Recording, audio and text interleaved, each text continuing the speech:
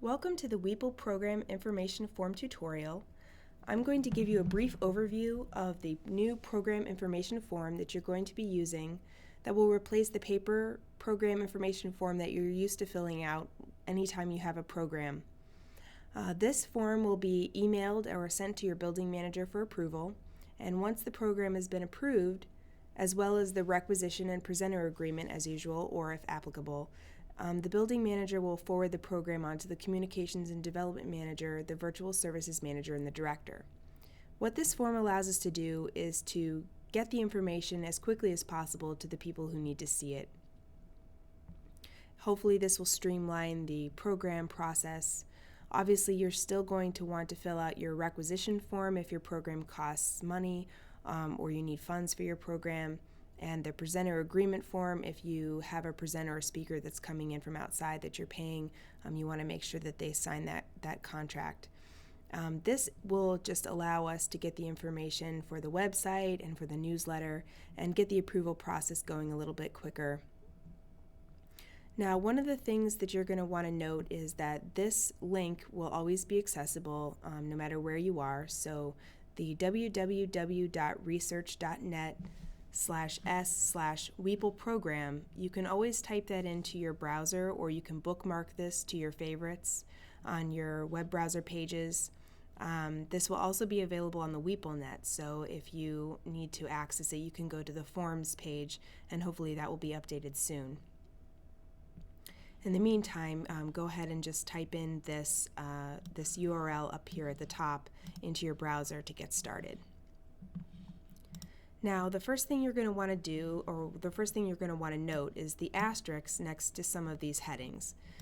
These mean that these fields are required, so you can't not have a program title or a program description or program date, start time, and end time. You're going to have to put those in, or otherwise the form will not submit for you. So right now I'm going to do a test to show you how this works, and we're going to start with some story times. Now, the reason I'm going to start with a story time is simply because story times vary in age ranges, times, days of the week, etc. And this will give you an example of how to put in a large amount of information into the form without having to submit it multiple times. So if you just want to put story times, I'm going to put test on this so that way I know that it's just a test and not a real program. Now, for example, if you were doing a story times at Willowick and you're going to want to add the program description here. So for example, now this information is going to be put on the website and the newsletter, so any kind of description that you would normally give to Lori as far as your program is concerned, or filled out in the program information form, you're going to want to fill out the same type of information here.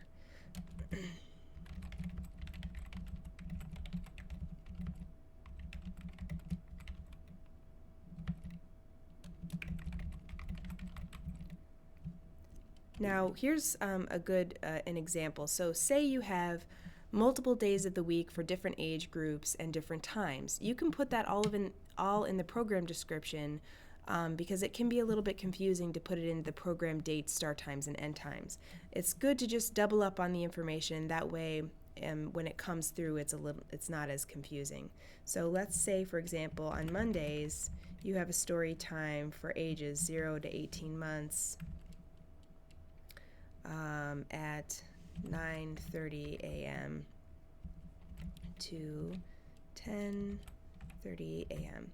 Now, it's very important to put the end times of your programs simply because in our online sign-up, that's going to be a requirement so that people know when the program is over. I know story times, tend to last 20 to 30 minutes, maybe not longer than that. So you're going to want to make sure that you put in that information. Now, for example, let's say you have a family story time on Fridays from 11:30 a.m. to 12 p.m. Okay, now in the dates, if you have multiple date ranges, let's say your program is not just one day but a series of dates, you can add all of the dates in this box. For example, let's say your story times are from February 1st to March 15th, say approximately 6 weeks. Start times, you don't have to add the start times and end times in here since you already add them in the program description, or you can, it's up to you. You can put see description or varies, see description. Now your program location, you're going to want to choose the building location, and please type in what room in the building this will be located. So for example, this will be in the Storytime room. For Willowick, there's also the Jane Geyser room and the other meeting room that's down in the lower part of the building. Now, event type, you can choose all that apply. So even though this is a children's event, there's also a family story time. So you'll want to choose family event and story time. Now, what this allows us to do is when we do the online sign up for our programs, when our patrons come in to check our calendar and they want to limit their selections only by story times or only by family events, that way they'll be able to see the family story time if they choose the family story, family events. But they'll also be able to see it if they choose just story times. So it's good to have different event types so that way they can limit their choices and fit those into different categories. Now there are a lot of age groups. That's okay. Just because there are so many different age ranges with children. But I have the larger groups listed first. So all ages, adults, seniors, families, and then broken down by years up until kindergarten and then by grade. So in this case, our story times are for family, 0 to 18, 18 months to 24 months, 1 year, 2 years, and 3 years. Now I have those broken up. I know that 18 to 24 months is also 1.5 years to 2 years old, but a lot of, you may want to categorize these in different ways. 1.5 years is not exactly the easiest thing to input. So these age groups will correlate to the age groups that we can pick on our sign-up sheet in our online sign-up calendar. So that's why these are listed this way. You may not want to choose specific age groups. You may just always want to pick family. When you're planning your programs, you may want to keep in mind that when you're registering for a family, you may not be able to register family members. For example, like if you have a family call in, they want to register an event and there's going to be 3 people that are attending. I am working with the Evanced online sign-up people to see if that's a possibility of registering X amount of people. If not, you're going to want to tell me how many people your limitations for how many people are going to be registered, and I will add that into the survey. I will make sure that that's part of the survey because you're going to want to be able to tell me what your event limitations are and approximately how many people you can accommodate. Now you're going to want to enter in your name as your contact. Now if you have a presenter or a speaker that's coming in, you'll want to input that information. If not, this is optional. You don't have to fill this in, as well as the cost of the program. Obviously, story times, unless there's some supply costs, you won't have any cost for that. If there is a cost, you'll want to make sure that you submit your requisition to your manager, and I would say that you should submit that before you submit this program information. Submit your requisition to your manager first. If there is no cost of the program, you can click not applicable. Same thing with the presenter letter. If you don't have a presenter or speaker, you may not have to fill that out, as well as the friend sponsorship or request sending in the request form. You will, however, want to note your program on the publisher calendar that everyone's been using so far, so continue to do that. And if you would like to request a flyer or a sign for your program, if you check that box yes, then Lori Cebulski will get back to you with creating a flyer for your program.